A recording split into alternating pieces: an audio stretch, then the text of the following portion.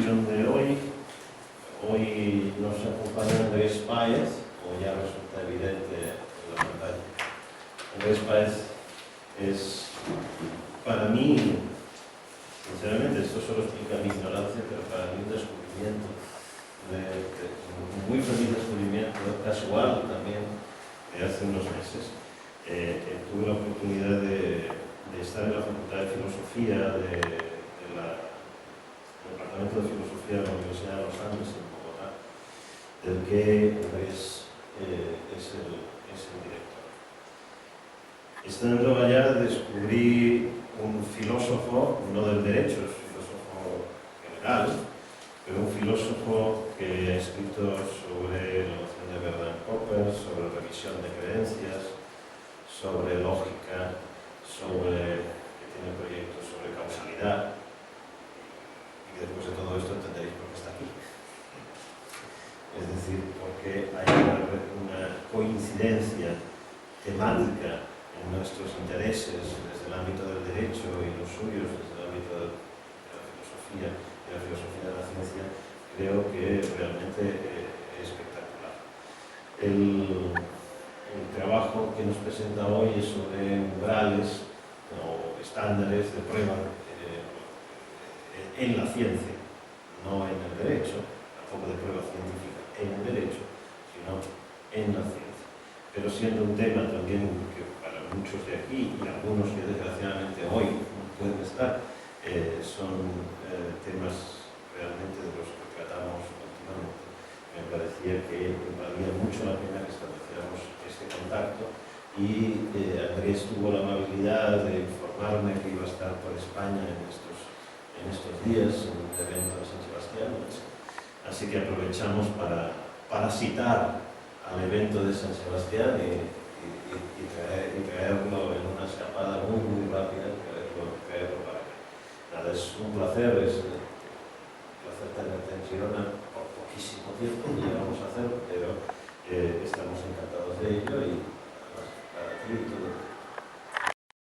Quiero agradecerte primero que todo la invitación a asistir a este seminario y me quiero disculpar porque la presentación está en inglés, pero en San Sebastián querían que la hiciera en inglés y pues no valía la pena hacer dos PowerPoints diferentes. Bien, quiero primero que todo confesar mi ignorancia absoluta acerca del derecho y acerca de los estándares de prueba en derecho y acerca de cualquier discusión sobre esos temas en derecho.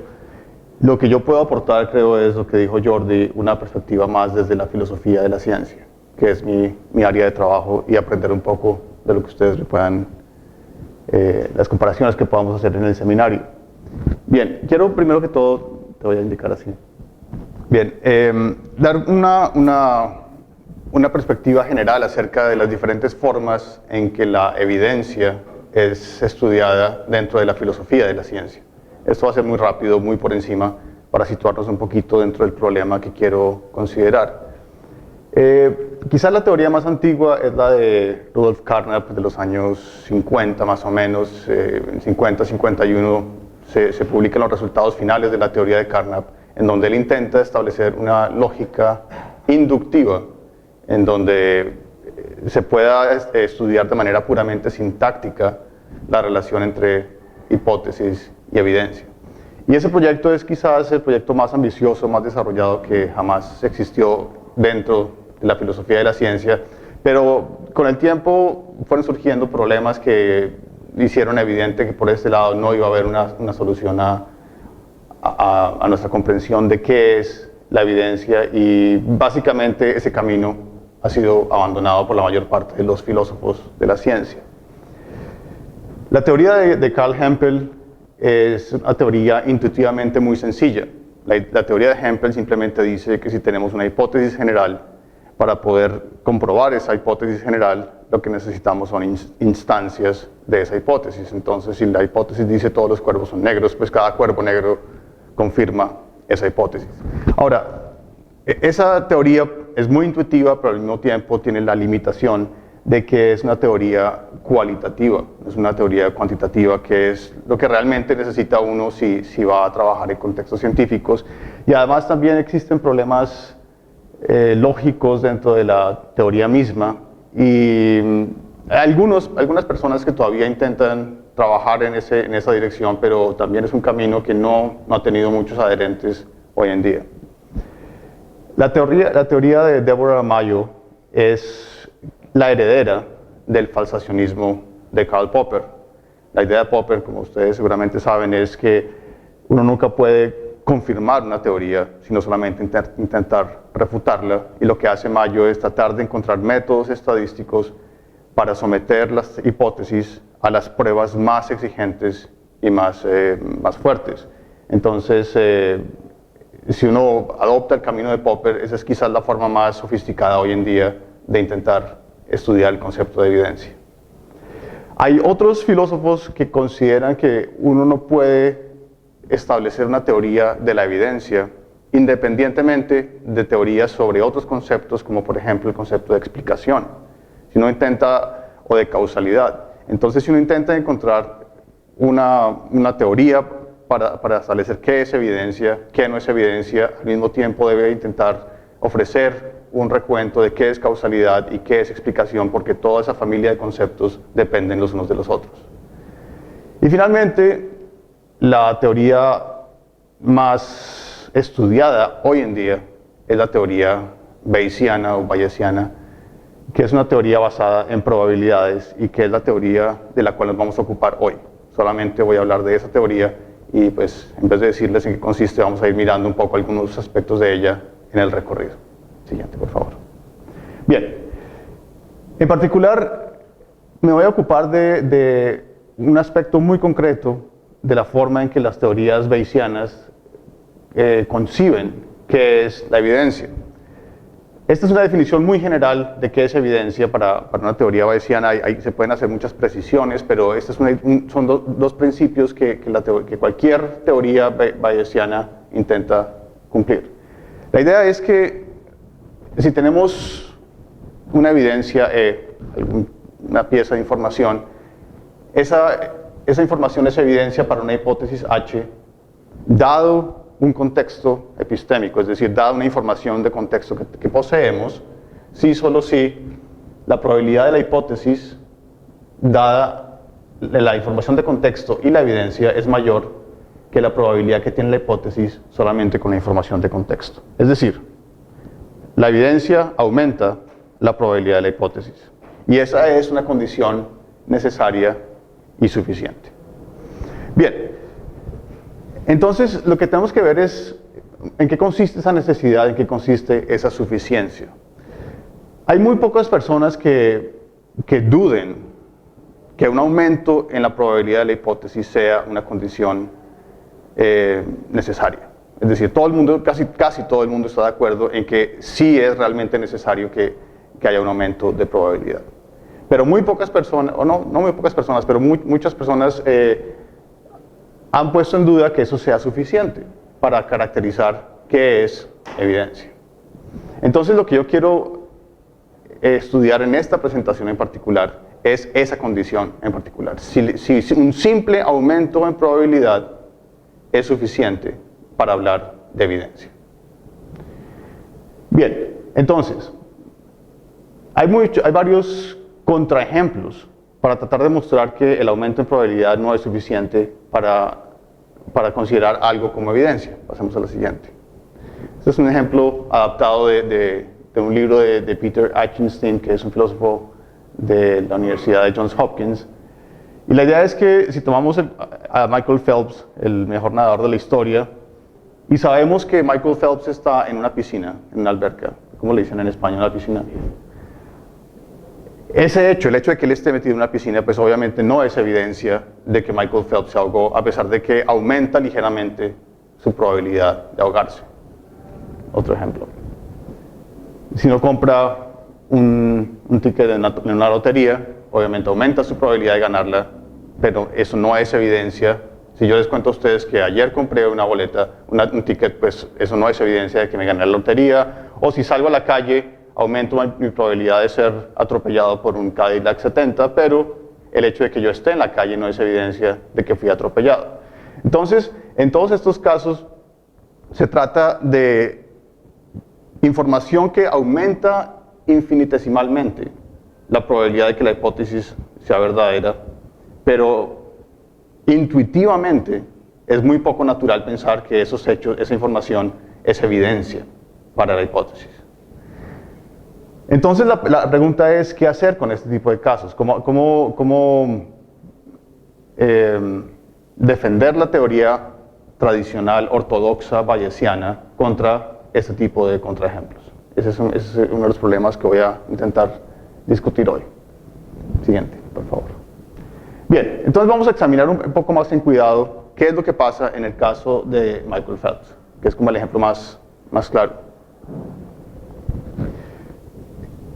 Uno de los puntos importantes es que la información misma no posee como una propiedad intrínseca el ser evidencia, sino que la misma información puede ser evidencia en un caso y no serlo en otro. Todo depende del contexto epistémico. Entonces, imaginémonos un escenario distinto, un escenario K asterisco, en el cual sabemos que Michael Phelps es el único nadador del equipo olímpico norteamericano que está en la ciudad, que solamente esos miembros del equipo olímpico pueden usar la piscina.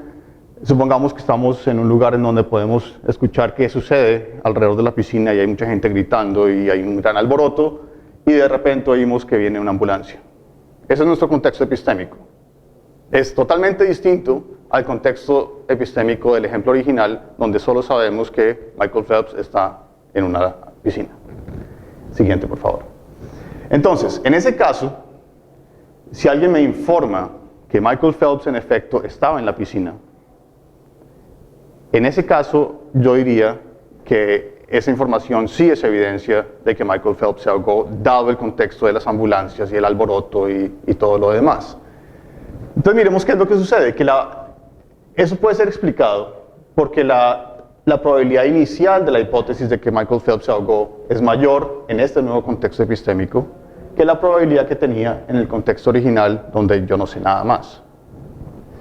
Pero lo más importante no es tanto el hecho de que la hipótesis sea más probable en ese contexto nuevo, sino más bien el hecho de que la información tiene una gran relevancia en el nuevo contexto.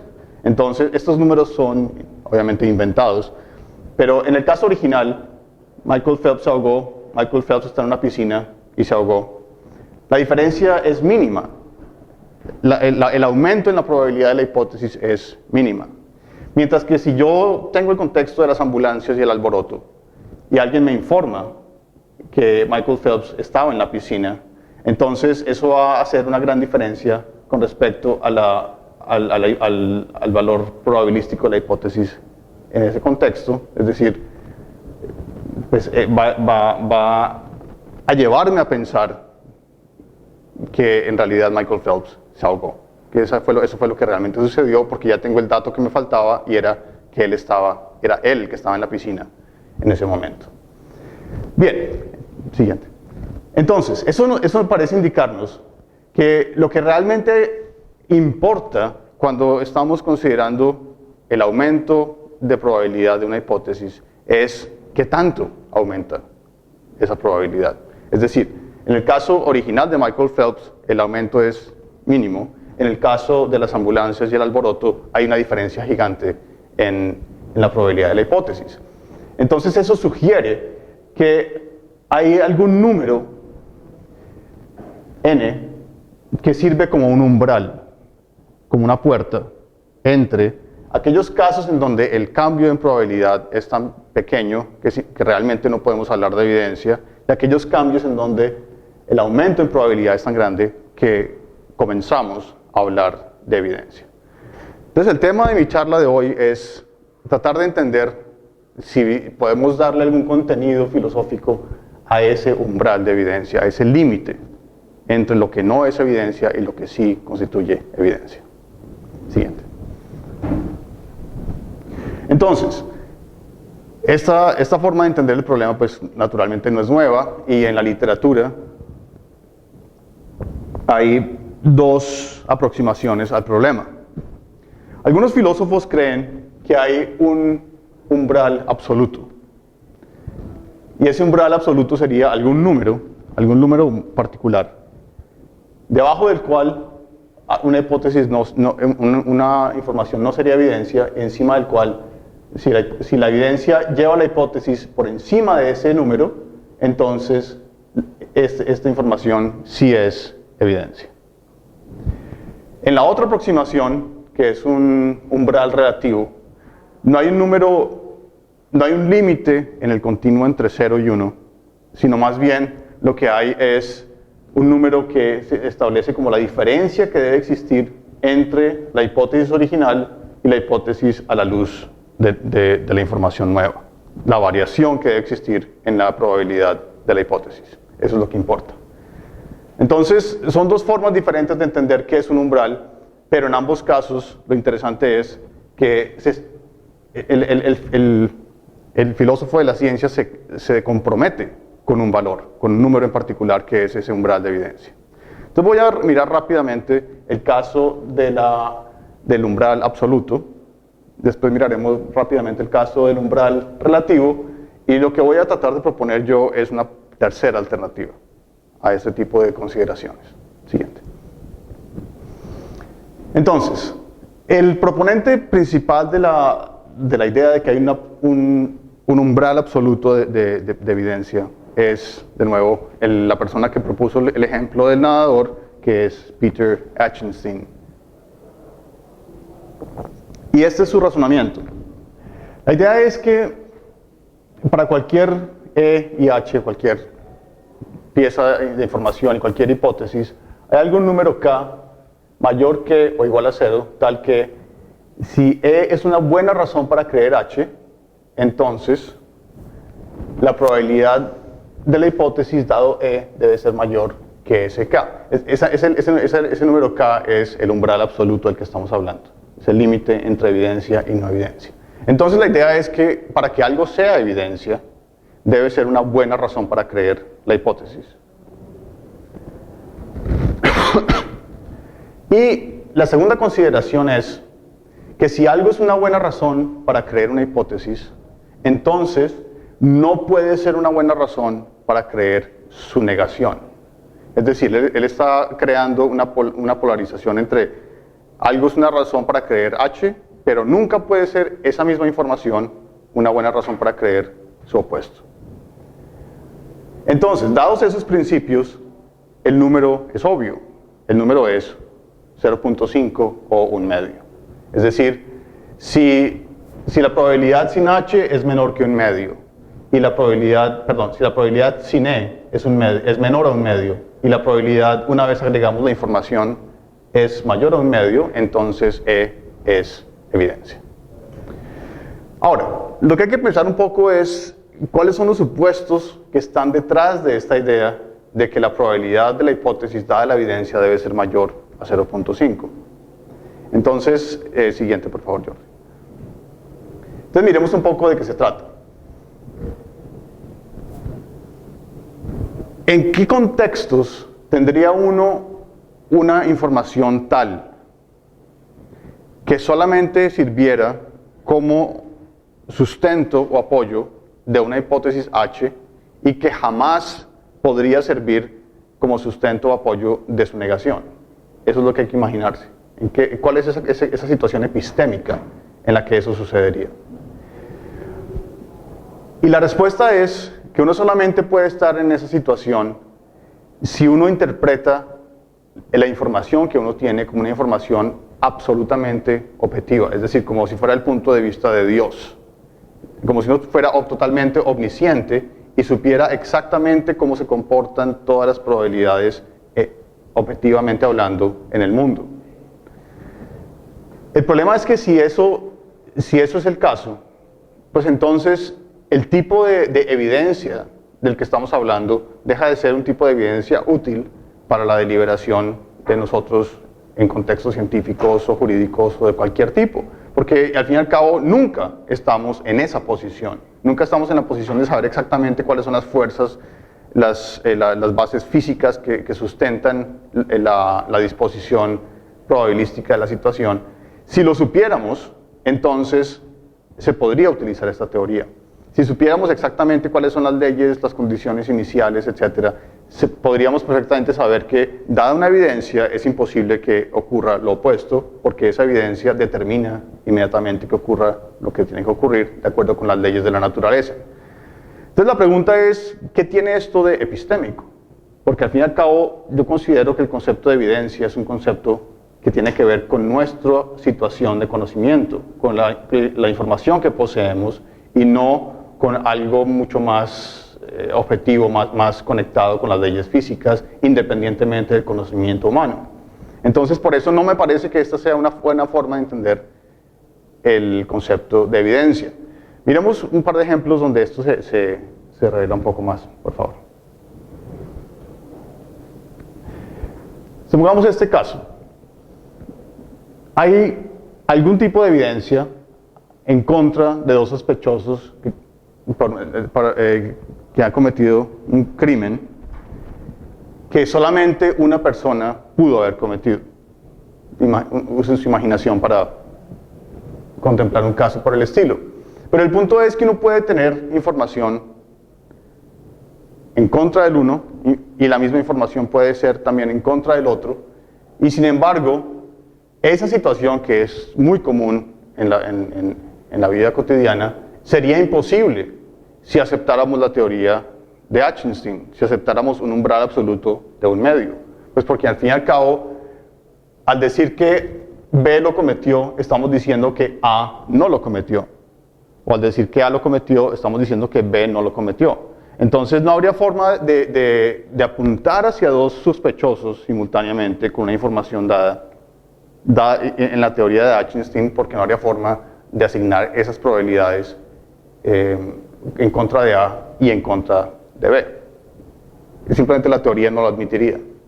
Entonces, como queremos que el concepto de evidencia que estamos analizando realmente nos sirva en casos tan cotidianos como estos, pues yo creo que no podemos aceptar un concepto o un umbral absoluto como el que Achinstein nos quiere proponer. Esa es un poco la línea, y la podríamos discutir más adelante si ustedes quieren, pero pues esas son mis razones para rechazar la idea de que hay un límite absoluto de un medio entre la evidencia y la no evidencia. Bien, siguiente. La otra opción es utilizar un umbral relativo, una diferencia que establezca la información E para la hipótesis. Es decir, que la aumente en, no sé, 20%, 30%, 40%. La pregunta es, ¿cómo vamos a establecer un valor para ese umbral relativo? Siguiente. Y el problema es que es muy difícil pensar en un límite que no sea arbitrario. Aquí la referencia es a la frase que utilizó el defensor de O.J. Simpson en el juicio, que era, if it doesn't fit, refiriéndose al guante, you must acquit.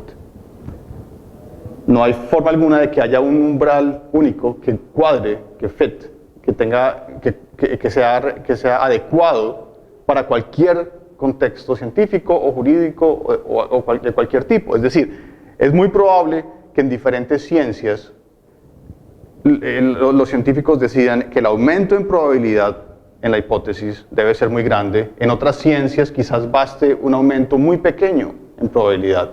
Entonces, por eso, casarse con un número, comprometerse con un número único, con un umbral único, así sea un umbral relativo, no me parece adecuado. Por eso, lo que yo considero es que lo que uno debe hacer cuando intenta entender el concepto de evidencia es más bien ir directamente a la práctica científica y tratar de entender cuáles son esos umbrales que utilizan realmente los científicos al tratar de determinar si algo es o no es evidencia. Y aquí ese es el origen de lo que voy a explicar como un tercer punto de vista. Siguiente. Entonces, la idea que yo quiero proponer es la siguiente.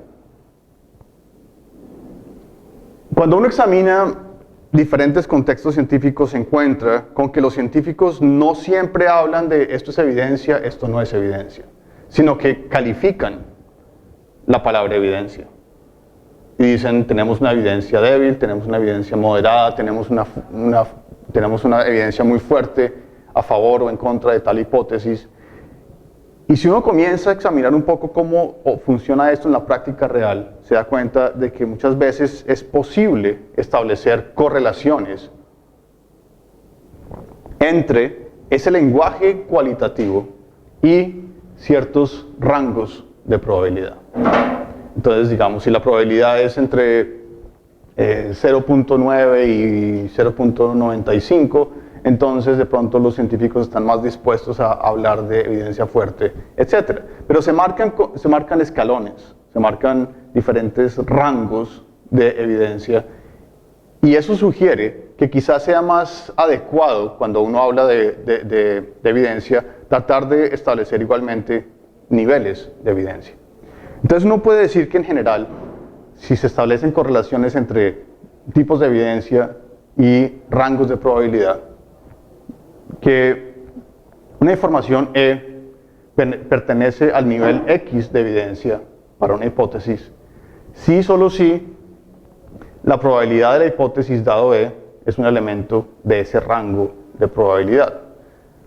Eso podría parecer a primera vista una definición adecuada para cada tipo o cada escalón dentro de este tipo, dentro de los rangos de evidencia. Siguiente. Sin embargo, hay un problema, y es que simplemente saber que la probabilidad de H dado E pertenece a un rango de probabilidad no es suficiente, porque puede suceder que la probabilidad original de la hipótesis ya estuviera dentro de ese rango. Entonces, realmente, E no marcó una diferencia en la práctica o en nuestra situación epistémica lo suficientemente significativa como para que yo cambiara mi actitud o cambiara mi comportamiento o para que cambiara mis juicios, para que cambiara mis decisiones, porque H ya estaba metida en ese mismo rango de evidencia. Entonces, lo que se necesita es una condición un poco distinta. Siguiente.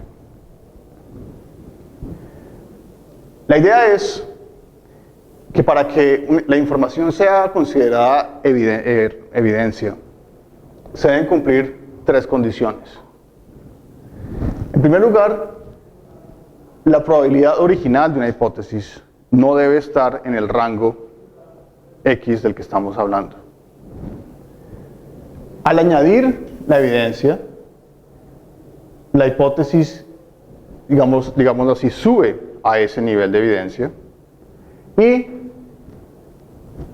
la probabilidad de H dado E tiene que ser mayor que la probabilidad de H, es decir, este X tiene que ser mayor que el nivel en donde estaba la hipótesis originalmente. Es decir, para decirlo de una manera muy sencilla, la evidencia debe subir la hipótesis al siguiente escalón, subir la probabilidad de la hipótesis al siguiente rango de probabilidad dentro de esta graduación de probabilidades.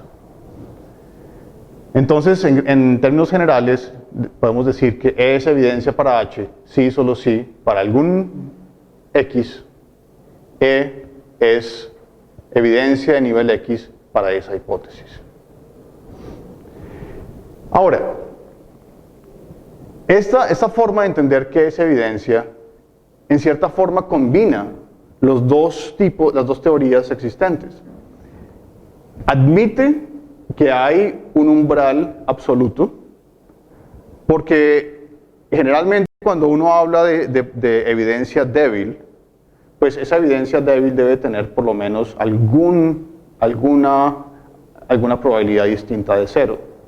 Entonces, ese punto más bajo en donde uno admite algo como evidencia dentro del escalón inicial sería el umbral absoluto para considerar que algo es evidencia de algún tipo.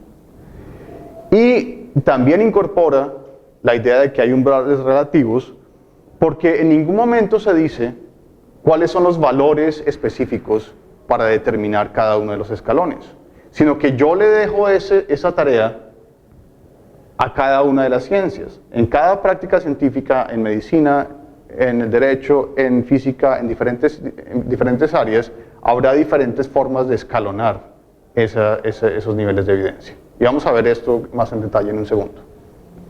Siguiente. Entonces, incluí esto de una manera un poco atrevida porque pues estoy hablando en una escuela de derecho, pero pues es una forma inicial de pensar en cómo se puede comenzar a escalonar la evidencia. En la cuarta enmienda a la Constitución norteamericana, estadounidense, se establecen 4 grados de sospecha que están garantizados por la evidencia que uno posee. Uno puede tener una corazonada, un hunch, puede tener un grado superior que es una duda razonable, una sospecha razonable de que el sospechoso cometió o está a punto de cometer un crimen, puede tener causa probable para creer que el sospechoso es culpable o puede tener prueba de su culpabilidad más allá de una duda razonable. Es decir, son 4 niveles que H puede tener, de acuerdo con la cuarta enmienda, que garantizarían o permitirían que una persona sea capturada. Siguiente.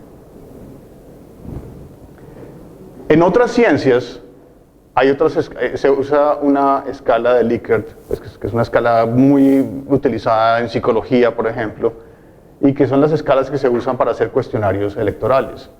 Entonces, uno puede utilizar una escala de 3 puntos, de 5 puntos, de 7, en fin, hay muchas formas de establecer una pregunta, y son las típicas preguntas en donde le dicen a alguien, usted está en total desacuerdo, en desacuerdo, es indiferente, está parcialmente de acuerdo, está muy de acuerdo con la siguiente afirmación.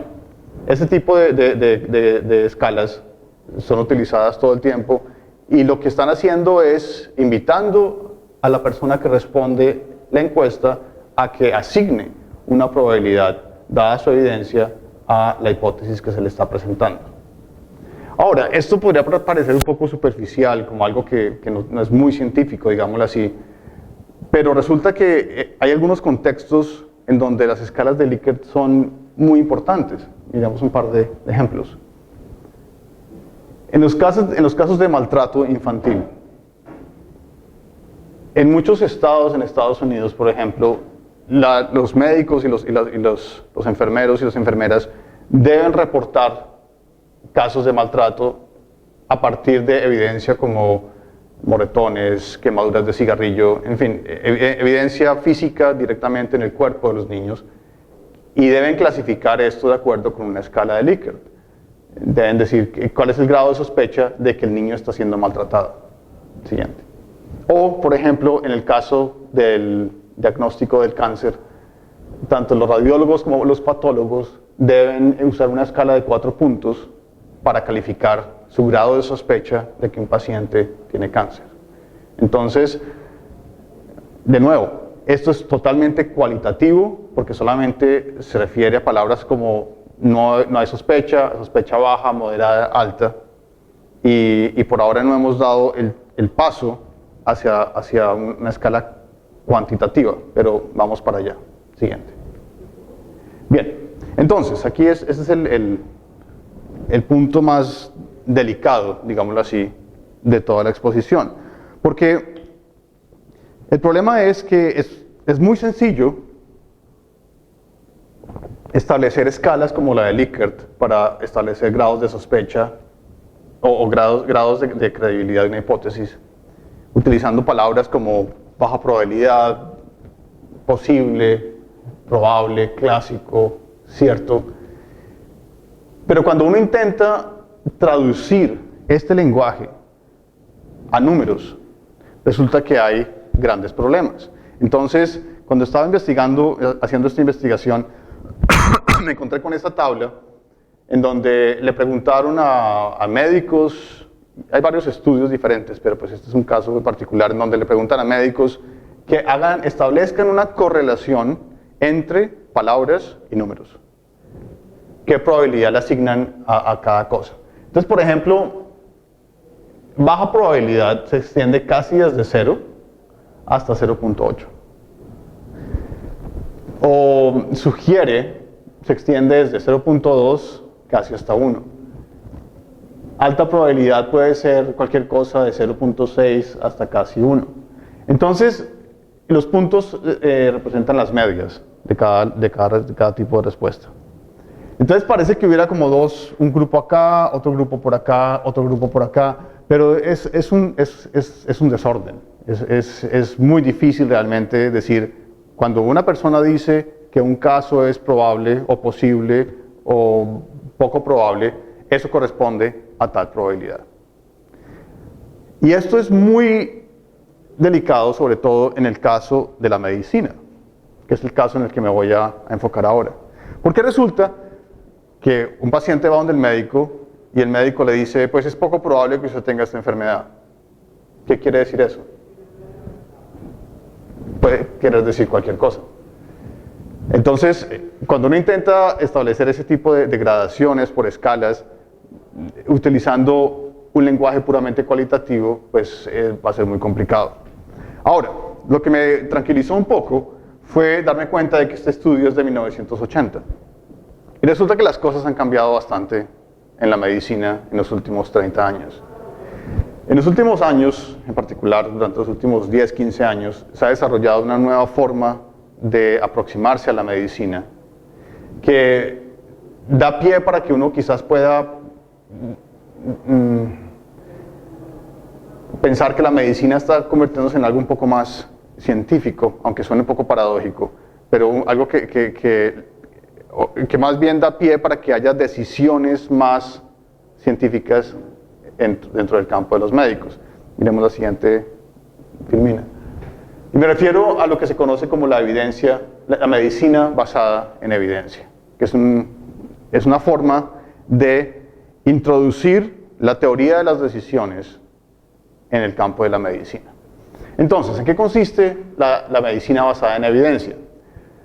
El primer punto, el primer paso para poder convertir a la medicina en una ciencia en donde las decisiones estén más basadas en evidencia es precisamente tratar de analizar el tipo de evidencia que se posee, la probabilidad misma que posee la evidencia. Entonces, en vez de utilizar anécdotas o utilizar la práctica de un científico individual o de un médico individual, la idea es utilizar la evidencia que se desprende de exámenes utilizando,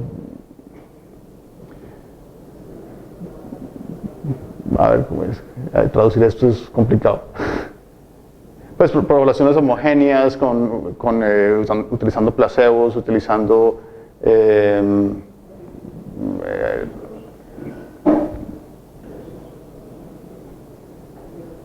¿cómo se me perdió la palabra?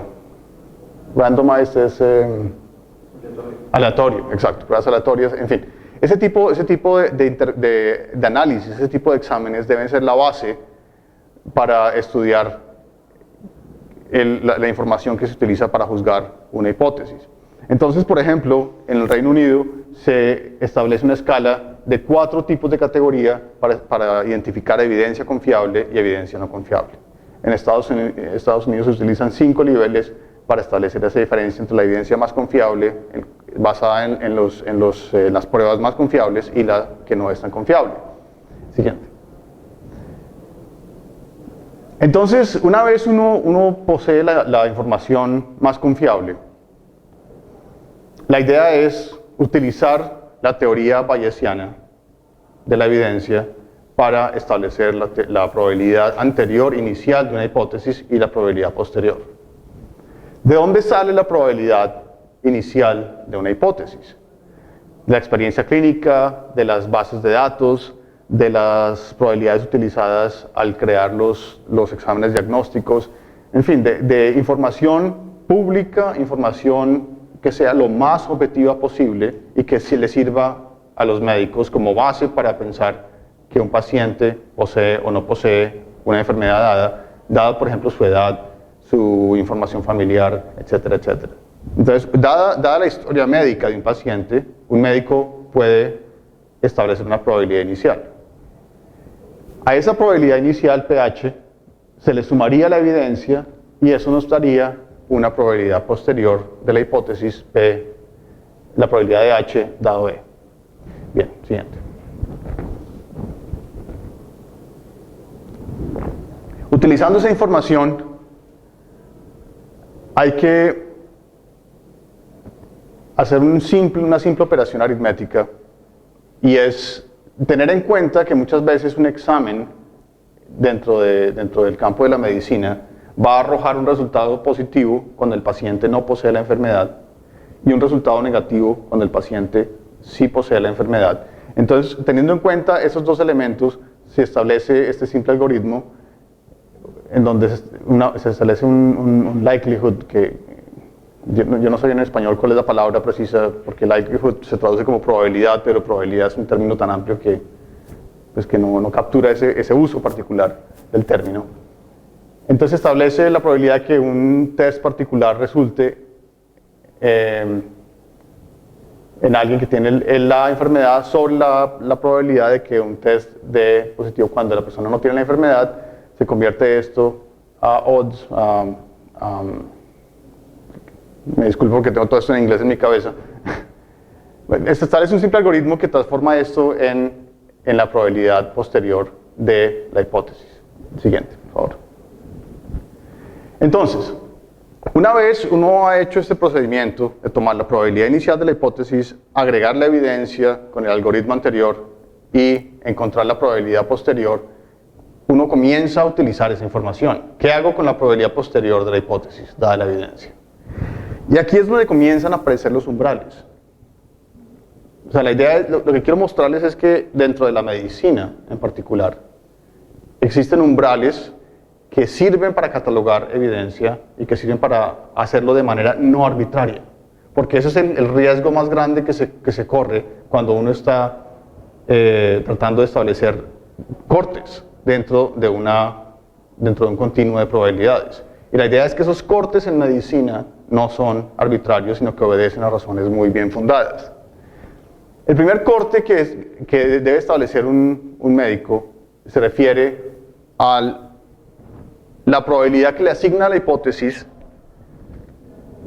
para decidir si debe o no debe tratar una enfermedad.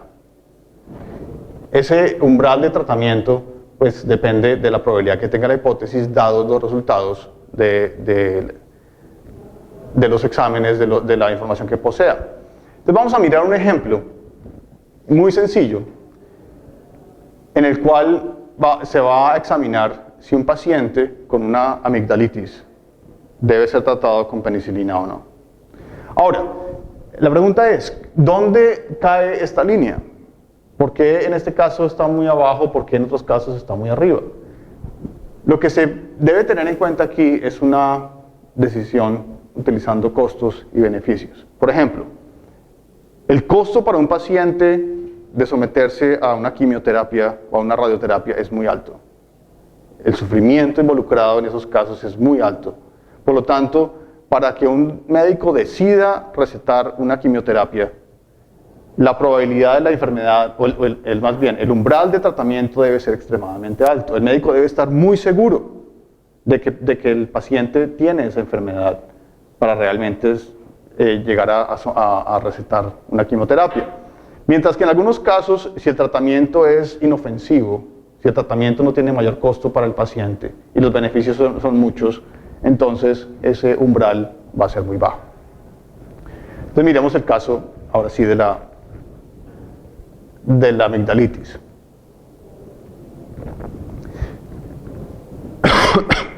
La amigdalitis es una de las enfermedades que causa mayores costos a los hospitales porque las salas de emergencia se llenan de pacientes con dolor de garganta y hace unos años pues, varios grupos de médicos en diferentes países se inventaron una especie de fórmula en donde se le asignan puntos a los síntomas que presenta un paciente y de acuerdo con esos puntos se van creando umbrales para ver el tipo de tratamiento que se debe recetar. Esto de tal modo que un paciente llega a la sala de emergencia, inmediatamente lo pueden someter a ir chuleando, ir marcando los síntomas positivos, los negativos, hacer una simple suma y resta, inmediatamente se sabe qué hay que hacer.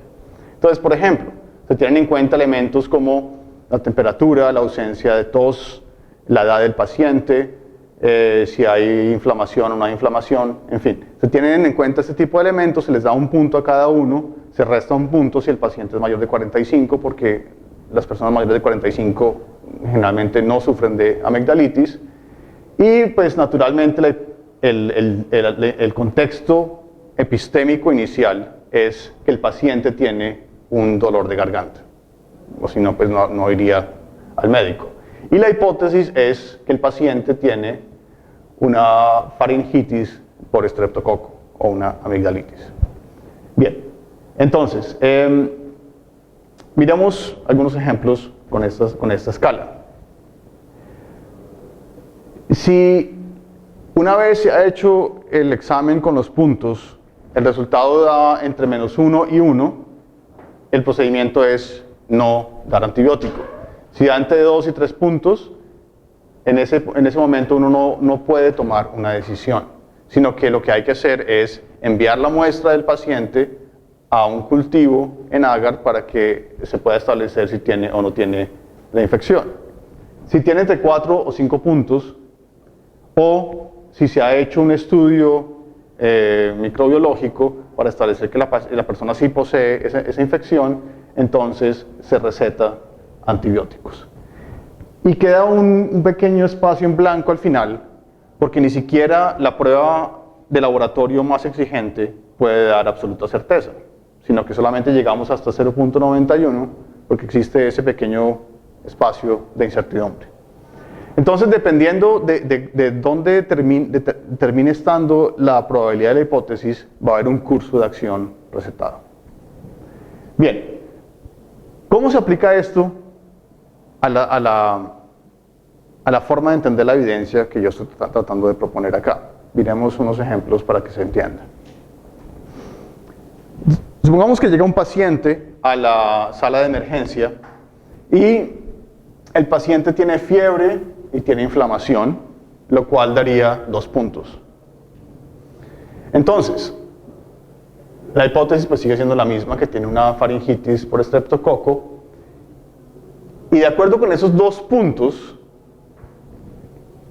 la probabilidad de la hipótesis debe ser 0.17, que sería acá. O sea, si yo solamente tengo esos dos, tengo la fiebre y tengo la inflamación, ¿qué debo hacer? No puedo hacer nada todavía, porque estoy en el rango de evidencia que no me permite hacer nada. Pero si entonces enviamos la muestra de la garganta del paciente a un laboratorio y la muestra resulta ser positiva, como dice E1, entonces la probabilidad sube hasta 0.91 y al haber cambiado de rango,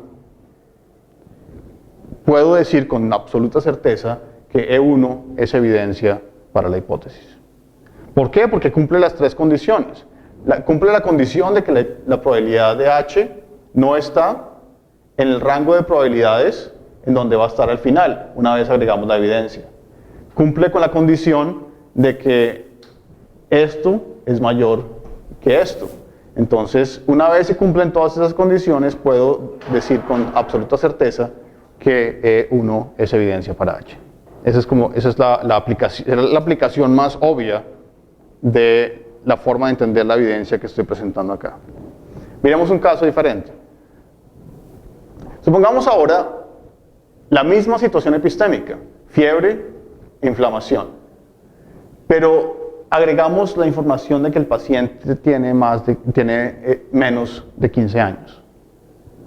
Tercer elemento de información. ¿Qué sucede? La probabilidad inicial sigue siendo la misma, porque son 2 puntos. Al agregar esta evidencia, la probabilidad de la hipótesis sube hasta 0.35. Pero resulta que yo todavía no puedo hacer nada. Inicialmente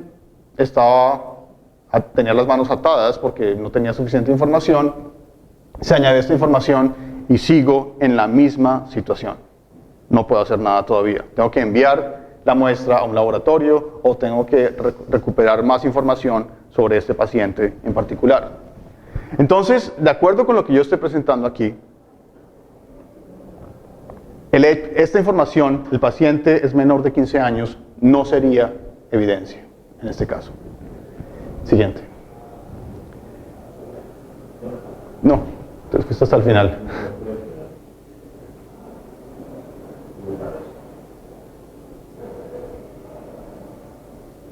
Uno más. Ahí, aquí estábamos. Entonces, cambiamos el contexto epistémico. Supongamos que ahora tenemos 3 puntos. Además de la fiebre, la inflamación, tenemos la ausencia de tos. Y eso nos da como probabilidad inicial 0.35. Al agregar la información de que el paciente tiene menos de 15 años, en ese caso, esa misma información que en la anterior no era evidencia, ahora sí es evidencia. ¿Por qué? Porque resulta que ha logrado cambiar mi situación epistémica de la indiferencia a una situación en la cual sí puedo recetar antibióticos. Sí hay un curso de acción. Entonces, lo que importa no es tanto qué diga la evidencia, no cuál sea la evidencia. El paciente tiene menos de 15 años, la información es la misma. Lo que importa es cuáles son sus efectos prácticos en la toma de decisiones. Si tiene un efecto práctico, vamos a llamarlo evidencia. Si no tiene un efecto práctico, no vamos a considerarlo evidencia en absoluto. Bien, siguiente. En medicina, no solamente se utiliza la idea de un umbral al recetar un tratamiento, sino que incluso en el momento de decidir si un paciente debe ser sometido a un examen, se utiliza un umbral. Vamos a mirar la siguiente directamente. Si, por ejemplo, mi situación epistémica es tal que yo tengo una altísima sospecha, dada la historia médica del paciente y las bases de datos y las estadísticas, de que el paciente posee una enfermedad, tiene una enfermedad. Entonces, como la probabilidad de mi hipótesis está tan alta, yo no voy a someter al paciente a un examen, porque puede haber un falso negativo, perdón. El paciente tiene la enfermedad y el examen puede decir que no la tiene. Y cuando un paciente recibe un resultado que le dice, mire doctor, yo no tengo esa enfermedad, y el doctor está casi convencido de que sí la tiene, pues va a haber un conflicto y uno tiene que repetir la prueba o tiene que hacer otro tipo de exámenes, pero existe la posibilidad de que esa evidencia desvíe de forma negativa la información. Lo mismo en el caso muy bajo. Si el doctor está casi convencido de que el paciente no posee una enfermedad, existe la posibilidad de que haya un falso positivo. Entonces, el examen puede dar positivo, puede arrojar gran sufrimiento para el paciente. Imagínense ustedes un falso positivo en un examen de SIDA o algo por el estilo, pues es bastante traumático. Entonces, los médicos deben utilizar umbrales para determinar cuándo un examen es adecuado y cuándo un examen no es adecuado, dependiendo siempre del grado de probabilidad que le asignen a la hipótesis. Y ese grado de probabilidad pues depende en gran medida en la historia médica. Entonces, dentro de la historia médica puede haber información que cambie radicalmente la probabilidad asignada a la hipótesis, y la ausencia de esa información puede cambiar hacia abajo la probabilidad asignada a la hipótesis. Entonces, pues aquí no tengo ningún ejemplo en particular, pero pues la idea creo que es bastante clara. Bien, sigamos. Entonces, voy a terminar presentando 2 objeciones muy sencillas en contra de la idea de que hay umbrales de evidencia. La primera objeción es la siguiente. Estas son objeciones que se han presentado contra la teoría absoluta del umbral, la teoría del umbral relativo, pero pues voy a ver cómo se aplica a la mía también. La idea es que si hay un umbral absoluto de evidencia, digamos un medio, como en el caso de Achenstein, entonces nada en absoluto sería considerado o podría ser considerado evidencia de ahí en adelante. Entonces, por ejemplo, si una teoría tiene una probabilidad de 0.51 y de repente le añadimos más información y sube hasta 0.9, semejante cambio de probabilidad no podría ser considerado evidencia dentro de una teoría de umbral absoluto, pues porque la teoría ya subió, ya pasó ese umbral. Entonces sería muy difícil encontrar, o imposible encontrar algo que sea evidencia. Lo mismo en el caso del umbral relativo.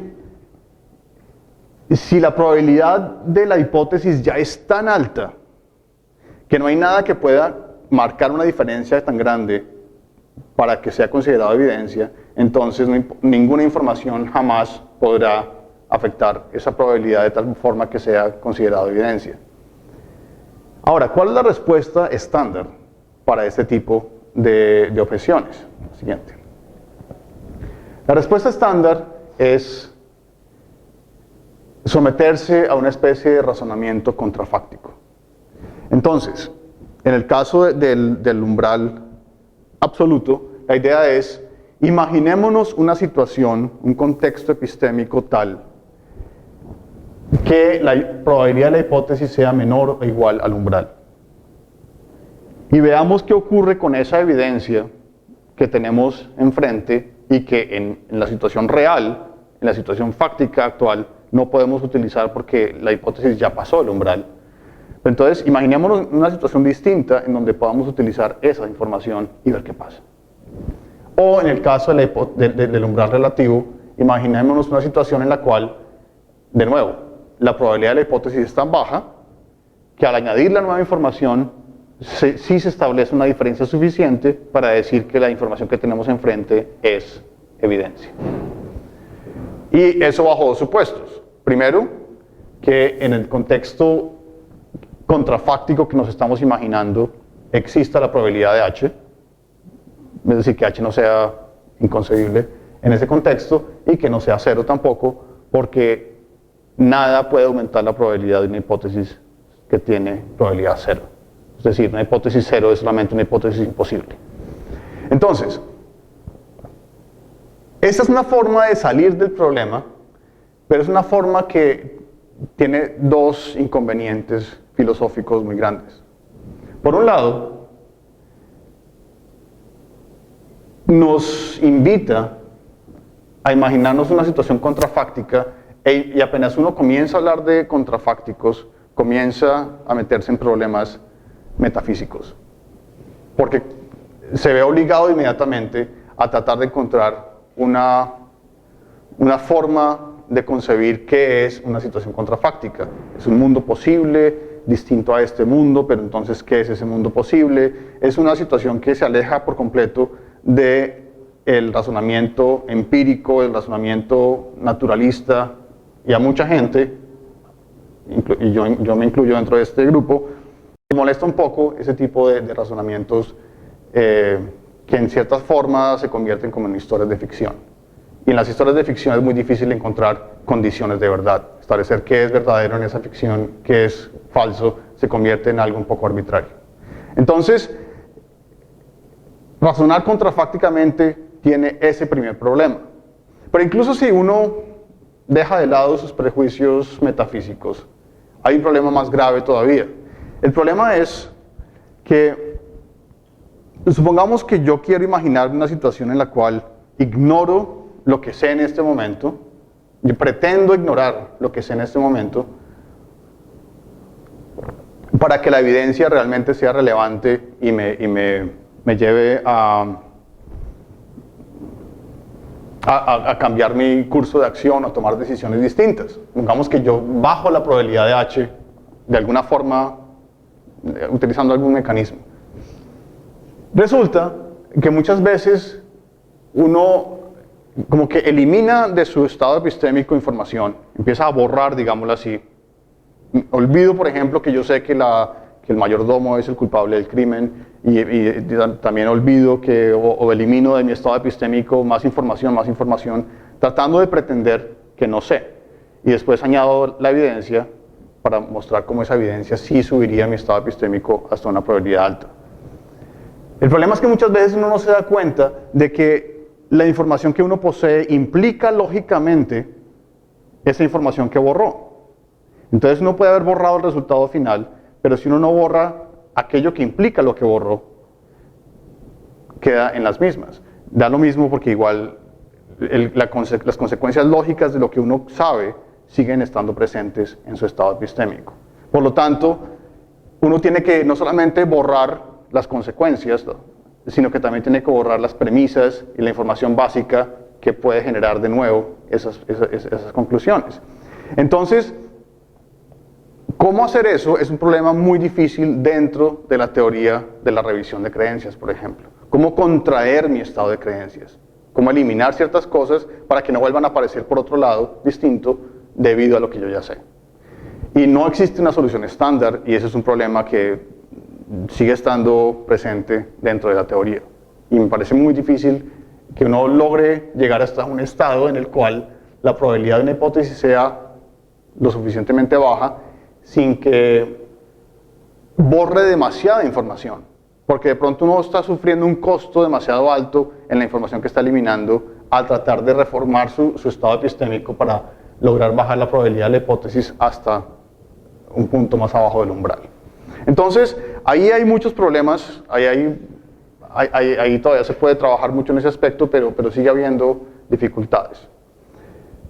¿Cómo pienso yo que se debe resolver este problema? Siguiente, por favor. En el caso de la aproximación que yo estoy proponiendo, el problema surge cuando la probabilidad de H está en un nivel X, la probabilidad de H dado E es mayor que H, pero resulta que no hay un cambio de nivel.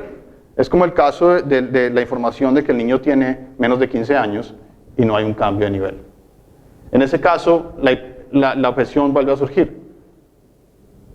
¿Qué vamos a hacer con esos elementos en donde no hay un cambio tal que me permita tomar una decisión diferente? Y mi respuesta es pues, que no hay que hacer nada. Exactamente. E no es evidencia. Yo considero que no es evidencia simplemente por un razonamiento paralelo al caso de Michael Phelps. Aquí quiero como redondear un poquito el problema. Si en el caso de Michael Phelps pensábamos que el hecho de saber que está en una piscina no es evidencia, porque no cambia para nada mi situación epistémica, lo que yo voy a creer, la forma en que voy a actuar, lo que le voy a contar a los demás. Lo mismo ocurre en la parte de arriba de la escala. Si yo tengo una hipótesis altísimamente confirmada, que yo la trato como verdadera para cualquier procedimiento, y de repente alguien repite un experimento que ya había sido hecho, o algo muy parecido a lo que ya se conocía, pues claro, hay un aumento infinitesimal en la probabilidad de la hipótesis. La hace ligeramente más probable, pero es un caso igual al de Michael Phelps en la medida en que no va a cambiar absolutamente para nada la forma en que yo trato la hipótesis. En un caso es una hipótesis extremadamente improbable, la de Michael Phelps ahogado. En el otro caso es una hipótesis altamente probable. Entonces, ¿por qué habría de haber una diferencia entre aumentos infinitesimales en la probabilidad de cada uno? Lo que yo creo es que para poder hablar de evidencia en cualquiera de los dos extremos, uno necesita que la forma de tratar esa hipótesis lo lleve a consecuencias prácticas diferentes que se reflejen de alguna medida en su comportamiento o en la relación con otro tipo de hipótesis. Y finalmente, la segunda objeción que quiero que miremos es una objeción que surge de aquellas personas que quieren defender un poco la teoría ortodoxa bayesiana. Uno de los problemas es que si uno establece umbrales de probabilidad para marcar qué es evidencia y qué no es evidencia, está rompiendo ese continuo que hay entre la ignorancia absoluta y la certidumbre, entre 0 y 1. Y en cierta forma, ese rompimiento del continuo es un rompimiento en la base intelectual de la teoría misma, porque la teoría lo que intenta mostrar es que existe un aumento continuo en mi creencia, en la evidencia que poseo, en la justificación de lo que yo estoy creyendo, etc. Entonces muchos autores han defendido casos como el de Michael Phelps, diciendo cosas como la siguiente.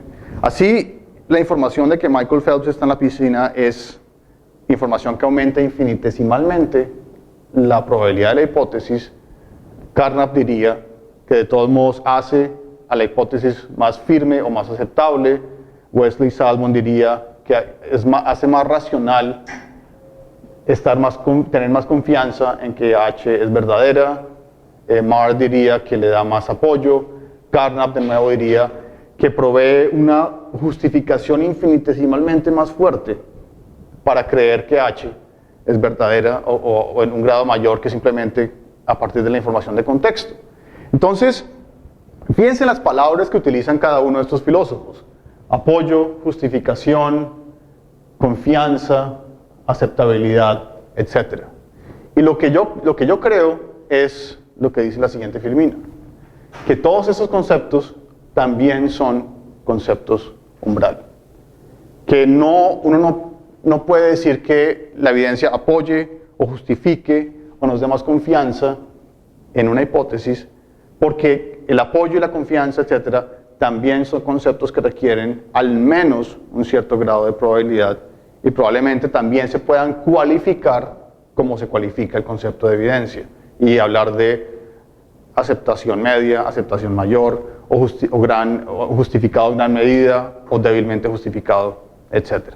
Entonces, en esa medida para poder presentar una teoría completa de la evidencia, probablemente también tendría que mostrar que estos conceptos que están acá hacen parte de esa familia de conceptos umbral. Y pues eso es en gran medida el trabajo que estoy haciendo en este momento, tratando de relacionar el concepto de evidencia con estos otros conceptos. Eso es todo.